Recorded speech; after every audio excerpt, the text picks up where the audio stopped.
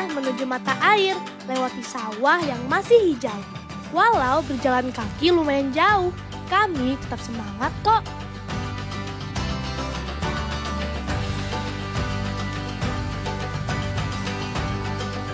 Warga di sini sangat bergantung dengan mata air. Makanya kami senang banget diajak kakak relawan ke sini untuk membersihkan mata air sambil berenang. Itu mata airnya, teman.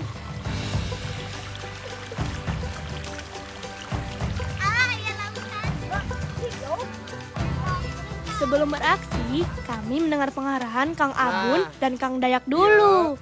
Hulu cai atanapi sumber cai anu katilu namina Cikaret.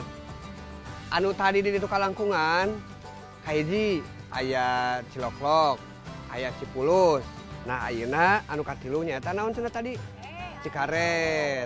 Nah, kumaha cenah ieu mangpaatna cai ieu teh? Mangga engke dijelaskeun ku Mang Dayak, Mang Iman. Jadi teterang gitu mangpaatna kumaha-kumaha wae, tapi kan lamun ke orang Cibulakan, orang Cibodonya, kalian ka Ciparai, itu benar-benar jadi sumber kehidupan ya. Untuk ke iaan kumangpaat ke dia, tapi ternyata si mangpaatna si ieu teh kanggo nu lainna teh sangat ageng gitu nya. Jadi lamun ayeuna si manta cai ieu teh saet kan ini jadi saat itu tuh jadi kebun-kebunan kan kapungkur mah di kebun awe wungkul keluar kebun awe. Di sini kami akan mengambil sampah plastik dan rumput-rumput yang menutup aliran air. Kalau di daerah sungai yang padat penduduk, biasanya sampah dihasilkan dari rumah tangga yang menjadikan lahan kosong atau sungai jadi tempat pembuangan akhir sampah, atau berkegiatan dekat dengan sungai tapi tidak bertanggung jawab membawa pulang sampah yang dihasilkannya. Biasanya sih, ini karena kurangnya pengetahuan lingkungan. Makanya, komunitas Perpus Alam Malabar sering membersihkan mata air di sini, teman.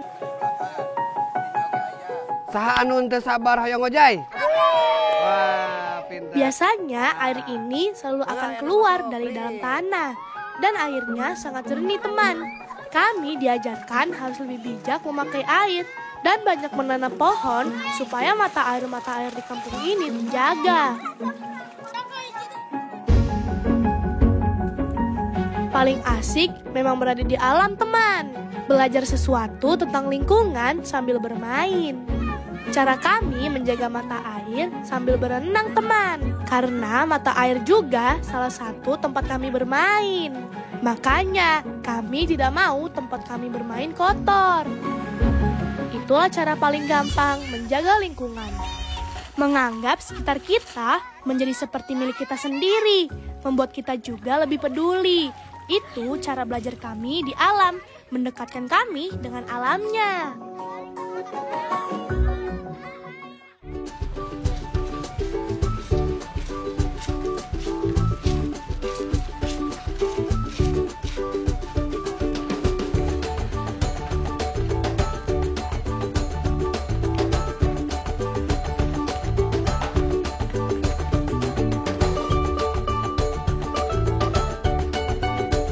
Kami melewati sawah lagi nih, tapi kali ini kami bukan mau berenang, tapi ingin membantu Bude panen bawang, hasil bumi di kampung kami. Teman-teman, kita panen bawang yuk. Ayo. Kami juga sering diajak bercocok tanam agar kami mempunyai kemampuan dasar untuk bercocok tanam. Sehingga generasi muda juga tahu cara mengolah ladang dan tentu saja menghargai apa yang dimakan dari alam.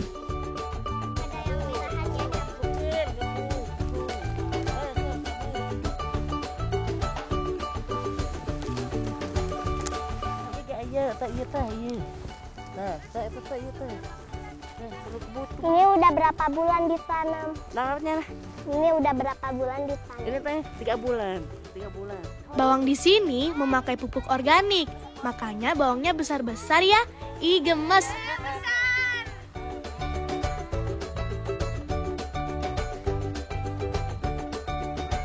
Supaya kami tertarik tentang pertanian, kakak relawan di sini akan memasukkan kegiatan bermain di air. Tapi kali ini tidak main ke mata air saja.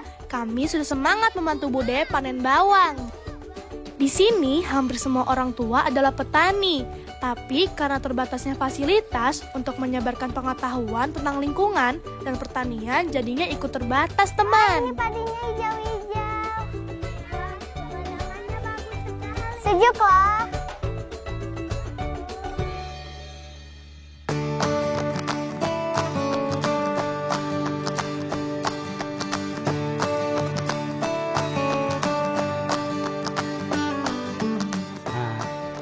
Orang kehandapnya, nah dihandap teh aya tangkal-tangkal anu can terang merenya.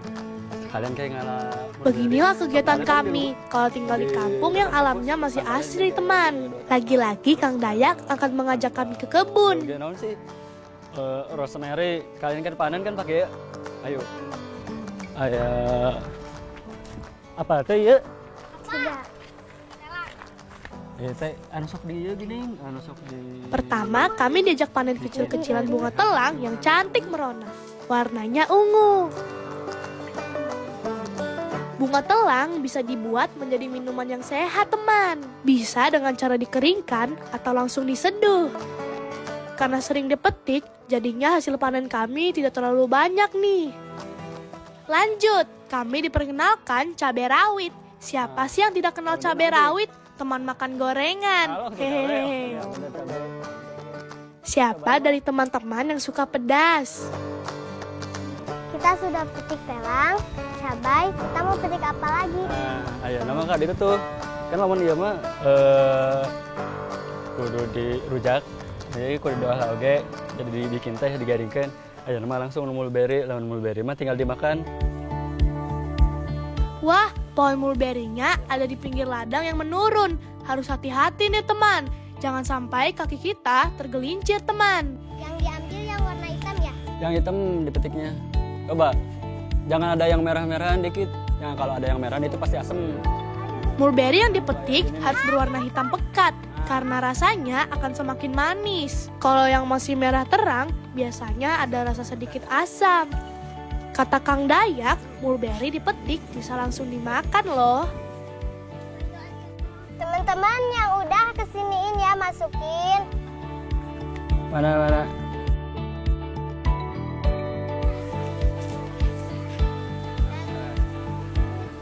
Kita petik apa lagi? Nah, sekarang kita ke bawah, ngalah terong. Oke? Kami lanjutkan panen terong di kebun bawah nih. Wah, menuju ke sana tanahnya agak curam. Harus berhati-hati nih supaya kami tidak terpeleset.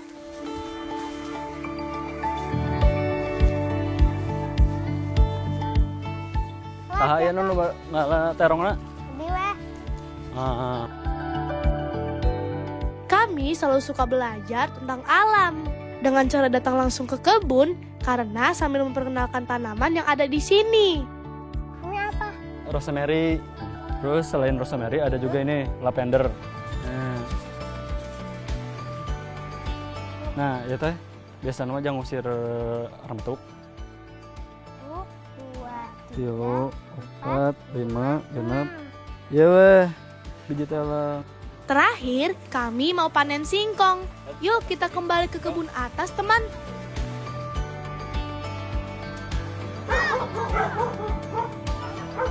Kalau panen singkong, perlu bantuan dari Kang Dayak. Karena buah singkong itu berada di dalam tanah.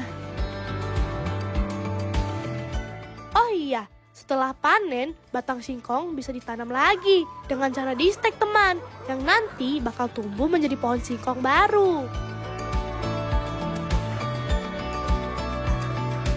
Ini udah cukup panen kita hari ini kayaknya. Cukupnya? Ya, cukup. Nah, berarti ayo kita ke perpus lagi ya. Yuk. Ya. Yuk.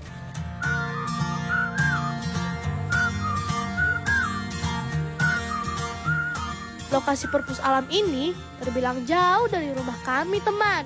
Perlu jalan kaki sekitar 1 jam lebih. Lewati sawah dan bukit serta empang. Tapi kami senang dan semangat kalau diajak belajar di alam. Karena kami selalu ingin tahu tentang alam. Kakak relawan di sini membuat perpus alam ini supaya kami tidak lupa dengan identitas asal dan tinggal kami di dekat dengan alam. Kalau kami sudah dewasa, bisa meneruskan pertanian di Indonesia dengan teknologi yang tersedia, sehingga kampung kami bisa lebih maju.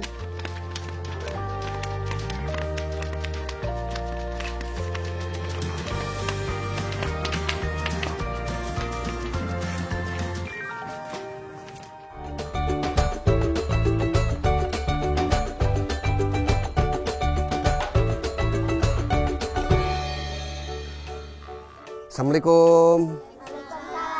Selamat siang. Aya nu terang teu bahwa di pembuka agama di dieu teh berasal nanti mana? Kawitna lembur teh di Gunung Malabar. Terang nu bade arah ka curug tuh katinggal jalana. Nah, tidinya aya kapalih ditu, kapalih kulon. Ti palih kulon teh didinya aya kebon pinus. Nah, sakitu aya mah mangga ayeuna hidup mah baca we heula. Baca. Oke, setelah mendengar penjelasan Kang Abun, kami diberikan waktu untuk membaca, teman-teman. Rasanya membaca di alam terbuka seperti ini tuh menyenangkan banget ya. Pemandangan sawah yang bikin kita merasa tenang. Kami meminjam buku cerita bergambar dari sekolah kami dan membawanya ke sini. Cerita bergambar yang penuh warna dan gambar selalu lebih seru, teman. Oh iya, lebih asik baca buku di sini karena bisa dengar suara burung atau lihat petani di sawah. Kalau di perpustakaan sekolah, suasananya harus tenang dan tidak boleh berisik. Baca buku nggak harus di perpustakaan kok, teman. Kami sering bertemu petani yang ramah dan bisa petik sayuran liar yang tumbuh di mata air. Atau melihat petani menjaga sawahnya serta menanam padi. Oke, anak-anak yang sudah selesai baca, kalau mau ada yang bercerita, silakan bercerita. Kamu sudah baca? Isi dari cerita itu apa? Angsa bodoh. Angsa bodoh. Karena tidak mengira dia tidak punya telinga. Tidak punya telinga. Setelah itu ketemu si serigala. Kata serigala gimana? Aku mempunyai telinga banyak. Telinga banyak. Kata serigala. Selesai dari cerita ini gimana selesainya? Serigalanya dikejar-kejar. Sama siapa? Sama teman-teman angsa. Sama teman-teman angsa.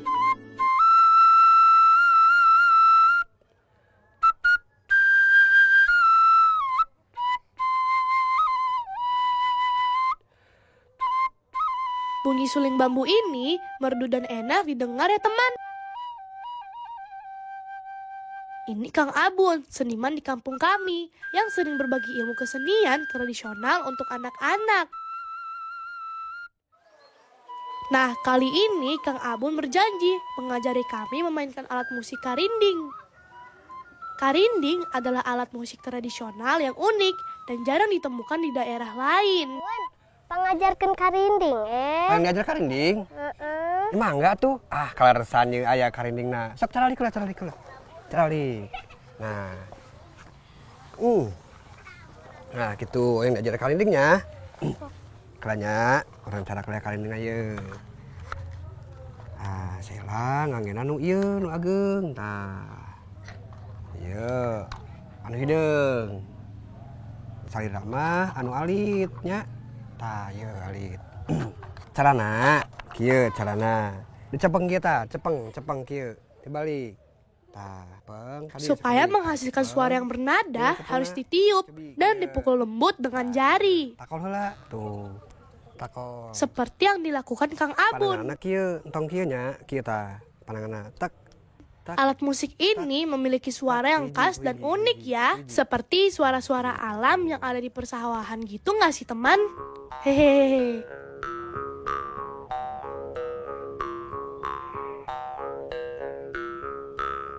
Sayanya suaranya yang biasa.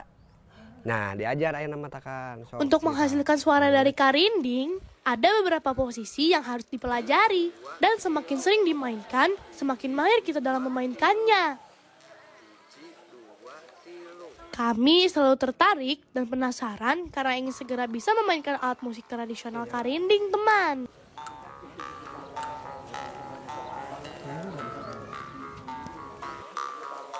Banyak orang yang merasa terkesan dengan suara yang dihasilkan.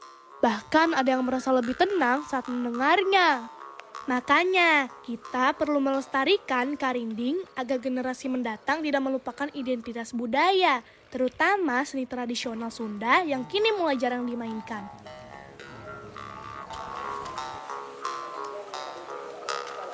Gitu.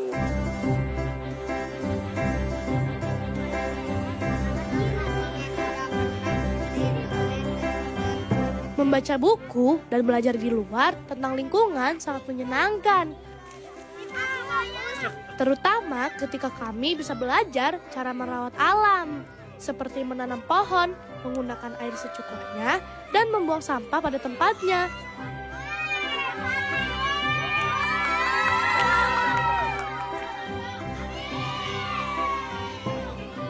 Dengan membaca sambil menikmati pemandangan alam, kami bisa lebih tenang dan fokus loh teman-teman. Tidak kerasa, kegiatan membaca terasa menjadi begitu menyenangkan.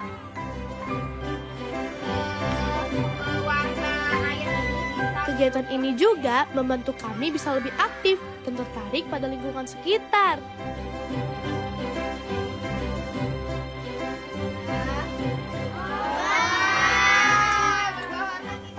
Setiap berada di alam yang berbeda-beda, memberi suasana baru buat anak-anak kampung seperti kami.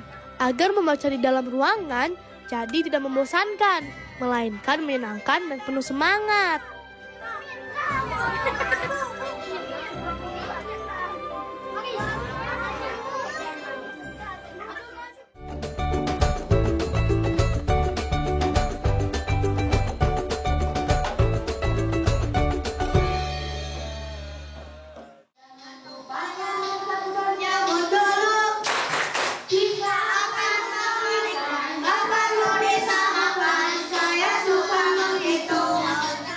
Namaku Syaila dan aku ingin menjadi guru. Bangkainya akan membusuk dan diuraikan oleh dekomposer. Perjalanan ke sekolah memakan waktu sekitar 15 menit, melewati jalan dengan latar belakang Gunung Malabar yang indah. Antara makhluk hidup pada jaring-jaring makanan di bawah ini. Pak, lalat dimakan?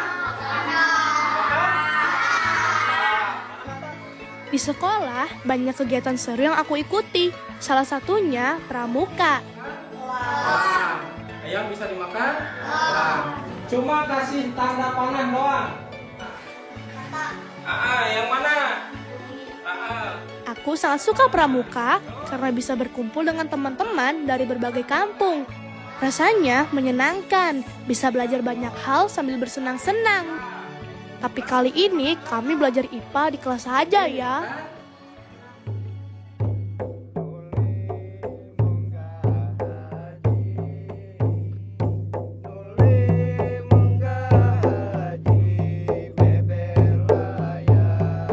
Seni rudat adalah kesenian bela diri yang mirip dengan silat, namun dipadukan dengan lantunan sholawat dan musik rebana.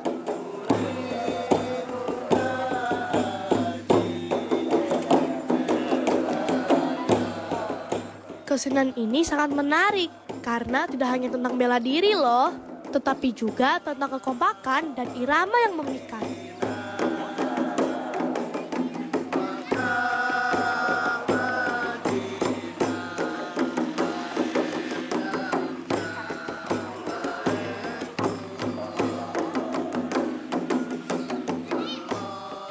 Untuk melestarikannya, kami mengunjungi para pelestari budaya di kampung dan mulai mengajak penabuh rebana serta lainnya untuk berkumpul di lapangan.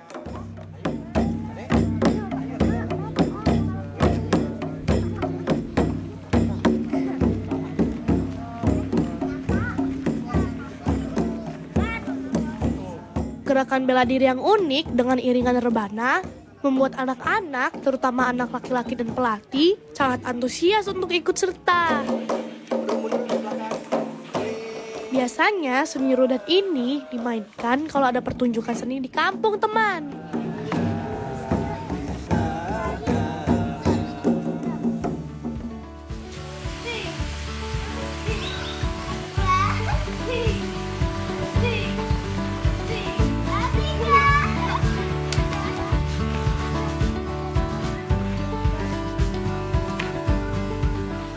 bermain bersama teman itu menyenangkan ya. Kadang sama kakak dan adik laki-lakiku yang tidak berbeda jauh umurnya. Tentu saja, kami main permainan tradisional. Kalau bermain, kami lakukan setelah pulang sekolah, ganti baju dan makan siang. Baru deh kami main dengan saling samperin teman-teman. Di sini kami jarang tidur siang, karena menurut kami bermain lebih asyik. Tapi jangan ditiru ya teman-teman. Hehehe.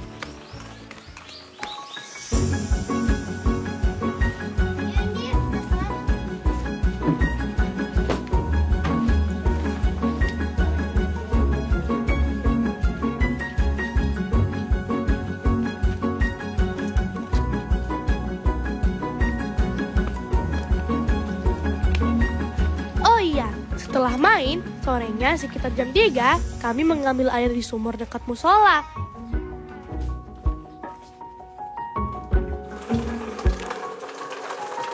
Rumah kami di dataran yang tinggi, tapi entah kenapa sulit sekali mendapatkan akses air bersih di sini, teman.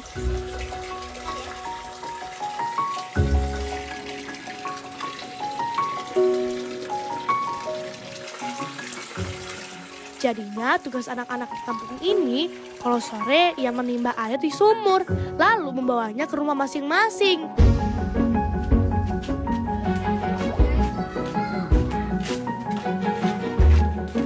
Setelah itu, kami membantu orang tua mengerjakan tugas rumah.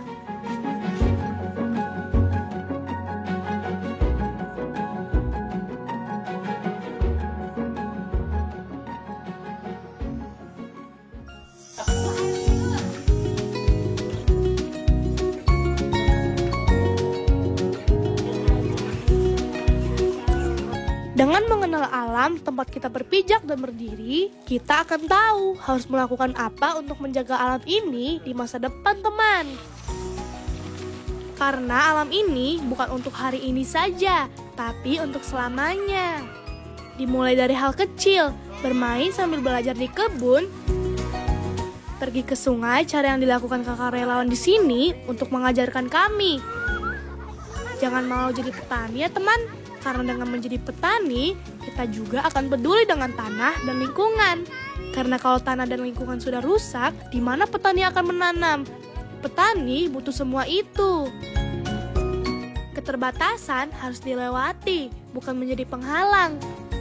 Alam butuh kita, dan kita perlu belajar langsung di alam. Dan kami memilih tanah kelahiran kami, Alam Malabar.